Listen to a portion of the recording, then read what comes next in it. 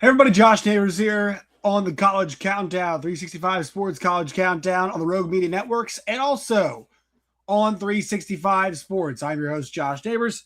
On today's show, folks, college football is in a fantastic spot. Do not let those in the media, former coaches, current coaches, tell you otherwise because we're in a great spot. All that and more. Make sure you like the video, subscribe to the channel.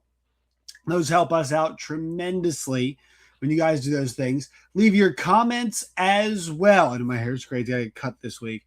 Leave your comments as well. Also, find us wherever you get your podcasts. If you guys cannot watch the show on YouTube, that's always how you guys can catch us other ways. All right, so today's topic really just, I've been thinking about it this week, and I think that because the calendar is obviously every day we move forward, and each day we kind of get away from playoff games. We get more in the weeds of the things that ostensibly drive coaches and administrators and players. And I think by some extension, the fans drive them a little crazy, right? And that would be NIL, that would be the transfer portal, that would be lack of rules, that would be the free flow of players, that would be one player leaves, not knowing the coaching situations, etc. And I will contend this. I will give this to all the fans and folks out there who are college football people. The calendar needs to be changed. The calendar needs to be changed. The calendar needs to be changed. It cannot persist the way it is, mostly for this reason.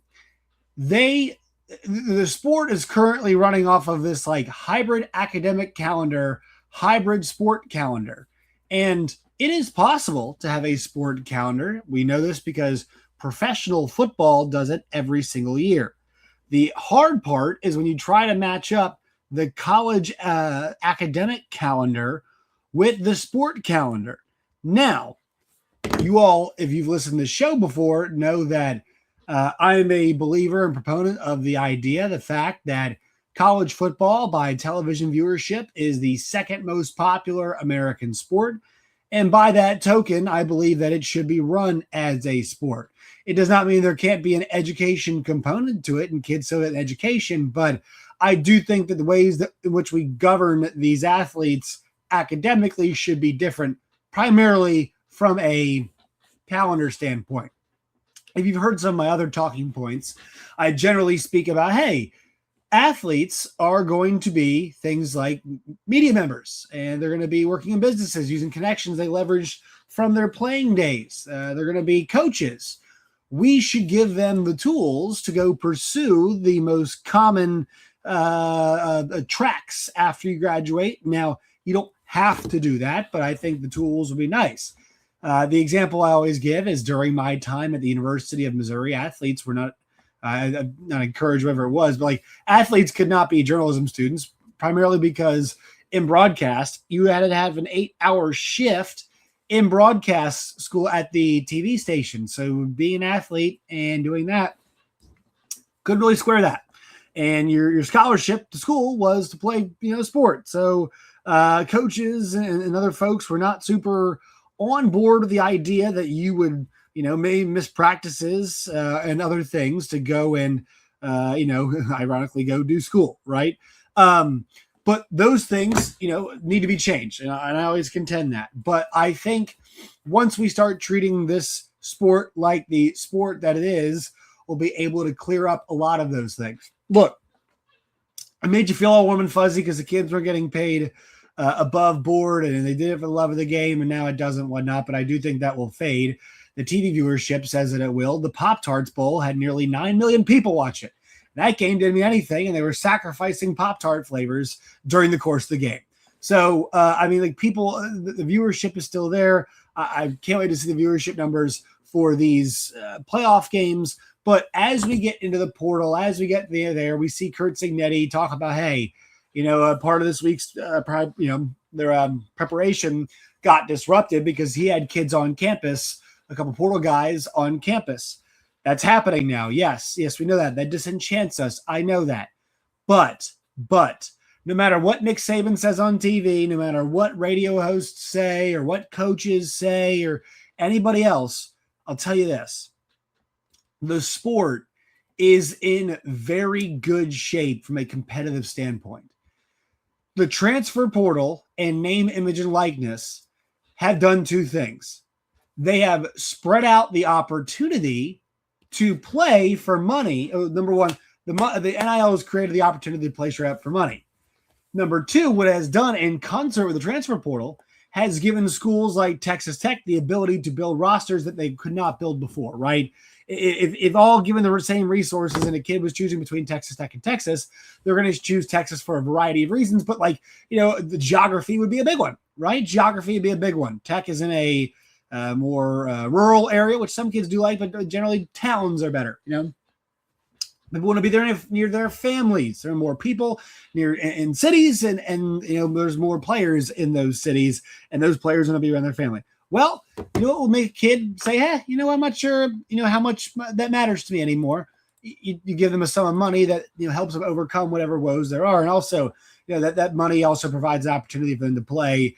And stick it out, whatever. No, some kids need to go elsewhere to play. You see Trinidad Chambliss go up the ladder and go and play at Ole Miss. And, obviously it's the right move. Cam Ward, same deal, right? These guys have these opportunities now to move their way up through the college football world. It's great to see. Love to see that. And ultimately what it has done is it has taken the hammer out of the toolbox. There are no longer hammers that there were like a few years ago with LSU and their offense, with Georgia and their defense, with Alabama and their everything. Right? Those schools have gone away. We're in a situation now where 3 of the 4 remaining teams left in this conference, in this Final Four, did not play for a conference title. Oregon, Ole Miss, and Miami did not play for their conference championships, but they are still in. Last year's national champion, Ohio State, did not play for their conference championship, but they still got in, and obviously they won the entire thing. So it provides that margin of error.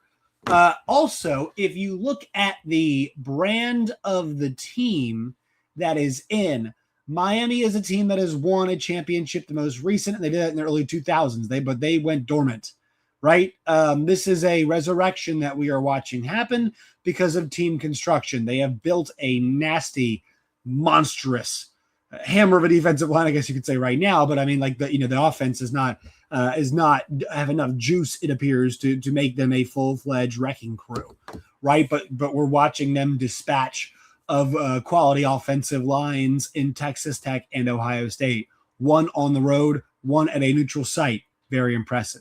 We are watching Indiana through the conference championship game over Ohio State, and in that first round game, flex their muscles. This is what those schools are supposed to do. Ohio State was supposed to flex before. Alabama was supposed to. People were saying, I just can't visualize Indiana beating Alabama. It's a different world now. The sport is different. It is changing in a significant way very fast. Having this conversation the other day with somebody on the radio about Arkansas. It's talking about how older folks remember a time when Arkansas was very, very good. And look, they had a stretch recently where they were very good as well. But like the 60s, or, when they grew up and whatnot, Arkansas being potentially a power. Nebraska was a power at one point too. But because the way the dynamics of the sport have changed, those are no longer the facts on the ground. That's no longer the world we're living in. That's not the sport we're playing, is what I'm trying to say. That's not the same sport. And look, like Alabama fans, I saw that video of Legend call into the Paul Feinbaum show. But those teams, period, don't exist anymore. Like Georgia does not exist in that way anymore. Ohio State, we saw them struggling to maintain. Also, I think teams with buys are 2-8. I think that's what I saw. Whoever it was, a 2-6 maybe. I mean these these teams, like, there's a good chance we have a team that didn't have a bye, or but the favorite right now is number 1 seed. But and by the way, that favorite, I start with Miami. That favorite, Indiana, is the second most losing program in the history of college football. And they've done it with good talent identification. Of course, they built the portal too, but like they were not bigger, faster, stronger than Notre Dame and Ohio State last year. They're just as big, just as fast, and just as strong as Ohio State this year, and their players made better plays. And then also against Alabama. Hey, that was one-way traffic, friends. That was one-way traffic. They were bigger, faster, stronger, all those things. More convicted, more sure about their game plan. Ole Miss, obviously, I'm not advocating that we have this story over and over again, but what a incredible story that we're witnessing happen at Ole Miss right now. And also Oregon kind of quietly right there. I don't know how good Oregon is, but they're going to have an opportunity to prove how good of a team they can be. And so this is an eclectic group. You've got 3 separate conferences represented. You've got teams that have not won championships in over 2 decades represented here. And you've got non-traditional powers like all there, non-conference champions, right? So you're getting everybody in, and everybody's having a shot at this. And look, like the thing is, I don't think the JMUs of the world can win the championship. It's hard to win several of these games in a row.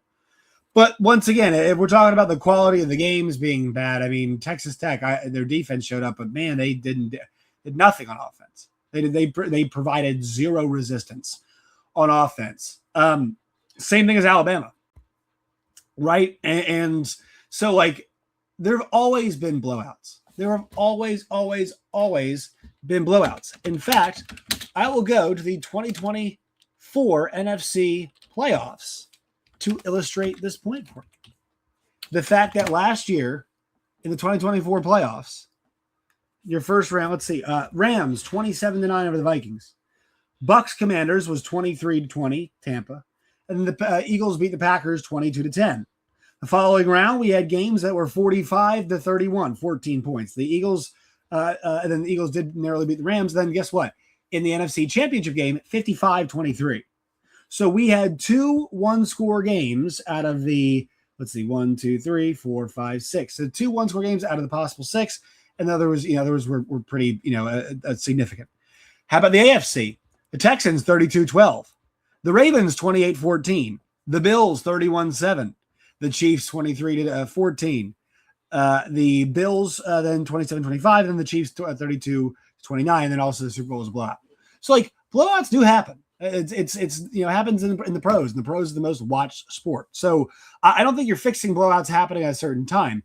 But like for whatever the blowouts were, the way that the Miami and Ohio State game transpired, it wasn't like the most electric game in the world, but we all know the firepower that Ohio State had. So watching Miami try and keep them at bay to me was fascinating. And then I'll tell you what, folks, that Ole Miss game between Ole Miss and Georgia, like if you've ever watched soccer before, there are stretches where maybe a team is not as good as the other, like Germany plays Ghana, but Ghana starts putting the pace on them. They're 75 minutes into the game, and it's like, it's 2-2. Anybody can score a goal right now. It's fun. It's exciting. It felt loose. It felt free. It felt unpredictable. It truly did, which was odd to say because how many times have we seen Georgia turn a corner on a team and it's lights out? It's curtains. We've gotten accustomed to that. And that's just not the case. Those things are not playing out anymore. It is much more NFL now in a good way. The NFL games are compelling and exciting. I mean, you look at what happened last year, and I pulled up those playoffs. You look at what happened last year in the playoffs. The Vikings are not in this year. The Buccaneers might not be in this year. The Commanders are not in this year. The Packers barely got in this year, and the Lions are not in this year. Right? So out of all of those teams, 7 teams that made it, the Lions 1, the Vikings 2, the Bucs are potentially, let's just say the Commanders are 3. So basically 3.5 of those teams not in. Right? Other side's a bit more, when the Steelers, Ravens will be out. The Broncos did make the 7th seed. It's a bit more of that. But like they, those teams end up getting those first place schedules, and it gets hard for them. So it is hard to sustain success. And I think the fact that, we're getting some turnover here. You think of about about last year's college football playoff. I'll take a look at this. We'll take a break. We'll step aside, but think about the difference in teams in the college football playoff last year as we have this year. But first, a word from our friends at Draftkings. The stage is set. The college football playoffs are here. Every snap, every drive, every touchdown. Draftkings Sportsbook, the #1 sportsbook for live betting, puts you right at the center of the action. From real-time wagers to season-ending thrillers, DraftKings keeps you in the game from kickoff to the final whistle. Download the DraftKings Sportsbook app and use code NEIGHBORS. That's code NEIGHBORS for new customers to turn $5 into $200 in bonus bets if your bet wins. In partnership with DraftKings, the crown is yours. Gambling problem? Call 1-800-GAMBLER. In New York, call 8778-HOPE-NY or text HOPE-NY 467-369. In Connecticut, help is available for problem gambling. Call 8887-897777 or visit ccpg.org. Please play responsibly. On behalf of Boot Hill Casino and Resort, Kansas, pass-through of per wager tax may apply in Illinois. 21 plus age and eligibility varies by jurisdiction. Void in Ontario. Restrictions apply. Bet must win to receive bonus bets, which expire in 7 days. Minimum odds required. For additional terms and responsible gaming resources, see dkng.co/audio limited time offer. Yeah, so last year, you had Clemson who won it. They were not obviously in the fight this year. Texas was in. They were not in. Arizona State, obviously, not in. Tennessee, not in. Right? So you're 0 for 4 already. Oregon made it, so they were in there this year. SMU made it. They were not in the fight this year. Penn State did not make it. Right? Boise State did not make it. Notre Dame did not make it. Right? So out of those first round teams, 1, 2, 3, 4, 5, 6, 7, 8. 8 of the 12 teams from last year did not make it. So already having some variance there. And the fact that Indiana climbed, but Indiana is a 2-year build. So it's like, that's the kind of thing you want to see. And also the fact they fixed what happened last year. If this stuff's not compelling to you, then I don't know what to tell you. If you don't think the sport from a competitive standpoint is in a healthy place, and I was asking folks this the other day, so I respect the heck out of David Basil, who I work with, but I was asking him, and he played for Arkansas. He's a hog through and through, an amazing ambassador for the school, but he cares a lot about the school. And I was going to ask him, if you weren't such a hog fan, do you think that you'd feel better about the state of college sports because you're 2-10 and these things are not panning out for you and your school the way that you would like them to? And he said no, which obviously he's entitled to that. But I'm curious. I really am curious. I'm not sure I 100% believe that. It's because I think if you're an Ole Miss fan, hell yeah, this is awesome. Indiana fan, hell yeah, this is awesome. Right? If you're a powerhouse fan, you should be like, hey, we can keep building good schools. But the gap is not getting bigger. The gap is getting smaller, and the gap is getting smaller because we've allowed players to now get paid. It was the right thing to do. It's a smart thing to do. Obviously, you got to get a handle on it. And I'll just say this, the two things. I've been saying it a bunch, but the players and the talent and the youth have learned from the adults in the room about how to chase things in this business. There are not a lot of, I think, honest, caring people. I mentioned this the other day, and I do believe it. Alex Poitras was at the Arkansas game yesterday to go see Cal. Alex Poitras, not some massive big time recruit, not some massive big time player at Kentucky. Compared to the De'Aaron Foxes, guys like Derrick Rose that played for Cal, John Wall, etc. And Cal has him out there, because he cares. He talks about changing lives of these kids. He enjoys that. Yes, part of it's self-gratifying. Yes, it is, but also he enjoys that. And I think Saban cares about the health of the sport. I think Cal cares about the kids, the specific kids. So he keeps picking the 18-year-olds. He actually doesn't like coaching the kids who have a bit more vision. Yeah, coach, I know I know I'm going to be a 3-knee guy in the NBA. I kind of know that. I know that, I started at Iona all the way up. He wants these kids. It's I'm going to see how great you can be. He likes that challenge. I think it's a good thing to have, and I don't know if we always have that, coaches leave and whatnot. And so I think that, we have to be careful about blaming these kids and whatnot, all about greed, all about money. Yeah, because that's what the administrators and coaches made it about. We had no playoff, a long time ago. They just voted on the champion. We had bowl games. Then we had a BCS championship game. And then we had a 3-team playoff, or a 3-game, 4-team playoff. Then we had 12, and now we're probably going to expand that already. You know why? There's just too much money to be made not to. Hell, we're about to expand the NCAA tournament. And we all know that after a 30-game college basketball season, that there is definitely not 96 teams worth being in the NCAA tournament. We're going to do it because of money. So if you see the hand over fist, these schools and these administrations and these apparatuses making the money, then why aren't you being a part of it? Good question to ask. Also, we can get a handle on this. We can change this. Now, once again, folks, it's going to take some hard work. But we as fans don't really have to worry about it. All right. The government ain't going to do it. It'll be hard for them to do, especially if they're going to try to get a antitrust exemption to the NCAA. It's not going to be, I mean, I just really don't see that happening. Courts definitely aren't in favor of that. So I have a tough time seeing that come to fruition. I really don't see that happening. And I feel very, very strongly about that. I've said that a whole lot. But, the hand wringing stuff needs to stop. But just understand the sport's in a good spot. Like, your team, whoever your team is closer to a champ. But, well, I'm not going to say everybody's team. Your team is closer to a championship today than they were yesterday. Your team most likely is closer to a championship today than they were yesterday because of the state of modern college football. Even in all of its disarray, that's the case. We're getting the intended results. Enjoy the intended results. Is the Ole Miss thing a disaster? But guess what, folks? It's actually a bit more compelling because it's a disaster. Am I advocating for the disaster of the calendar to continue? No, but man, this is a sport driven by narrative. You must appreciate the narrative here. Curt Cignetti is a weirdo, a total psycho, it looks like. But man, has the organization made people think, wow, what's possible? You built a roster, you lost a certain way, you corrected those mistakes, and now you are the big bad. Mario Cristobal winning tight games back to back. They beat Texas A&M on the road, and they beat Ohio State, the defending champions, with this unbelievable defensive line and a quarterback in Carson Beck who's doing just enough to get by and get along, and the offense is doing just enough. Resurrecting a power that makes the sport more fun when they are good. Oregon, Phil Knight, Nike, the biggest brand in all apparel, knocking on the door with the youthful energy of Dan Lanning and a quarterback who's going to be probably one of the best 2 picks in the draft. And then also, finally, last and certainly not least, obviously, Ole Miss in all this disarray and all this turmoil with a Ferris State quarterback, Trinidad Chambliss, and a coach who was a Saban assistant who got hired by, mind you, folks, Lane Kiffin hired him. He does owe Lane a little bit for as much as he talks.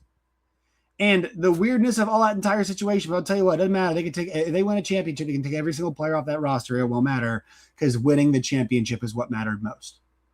So this is a exciting season. And guess what? I'm not going to call it a unique season because what's happening, yes, it's not ever happened before, but it's not out of the realm of possibility it happens again. No, I'm not going to tell you that the group of 5 schools have an excellent chance of making these big runs.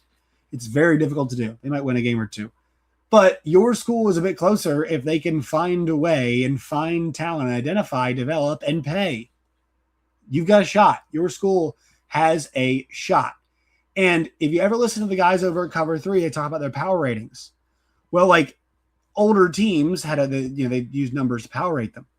We're not going to see teams that carry power rating numbers that they had previously. It's just not going to happen anymore. And that's for better because now it's more competitive. Now we won't see the cakewalks. Now we won't see all the blowouts. The sport is in a healthy spot. There is no denying that. Competitively, it's healthy. Yes, it's going to take a Herculean effort for some buddies, multiple folks, to come around and fix this sport. It's going to be hard. But at least from a competitive standpoint, they shouldn't change anything about it. They should not change anything about the way the competition is being, I like 12-team playoff. I think it's good. I don't need 16. I don't think Miami being as good as they are at 13 is a case for 16. I'm not a big believer that just because we judge you to get into a tournament, whether it's the NCAA tournament and whether it is the whether it's the college football playoff, off the resume you have. I do not believe in projecting what a team might do. I don't believe in that. I don't believe in what Florida State. I think it should be assessed off what you've accomplished. VCU, as a VCU fan growing up, just because they made the Final Four did not mean that they deserve to be in the tournament. Those two things are exclusive. So, you have to separate those things. I'm fine with the number being at 12 right now. I'm fine with the way it went down. Fine with Alabama being in there. They should have been there. I am fine with Miami bumping Notre Dame. They should have done that as well. I'm fine with the way they adjudicated it. I don't think many changes need to be made. I don't want to see the conferences keep going to war. I don't want to see them keep fighting Notre Dame. I want them to get rid of that MOU, and I just want all of us to all get along. But it's like, let's find a solution. The conferences are in so much control. They got to get together and think about who should lead them moving forward. Find a group of lawyers they feel like they can work with, and then begin the process of building a league, as they need to do. Full stop. And I think they can do that. I think they can. I hope they can, because look what's happening on the field. We're getting what we want on the field. So why can't we get it off the field? I believe that. All right, folks, that will do it for me on this show today. Like the video. Sub to our channel as well. Like and subscribe. That helps us so much. And find us wherever you get your podcasts. I'm at Josh Neighbors _ at CC Podcast JN. I want to thank the folks at DraftKings as well. Talk to y'all mañana.